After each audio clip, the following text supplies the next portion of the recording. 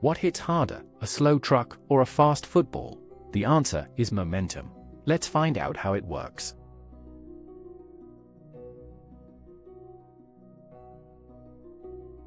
Momentum equals mass times velocity. We write P equals mv. It is measured in kilogram meters per second.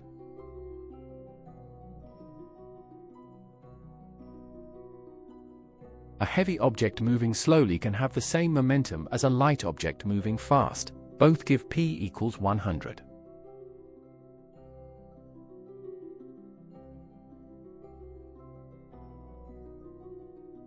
Careful, momentum is a vector. It has direction. Students often forget to include positive or negative signs in exams.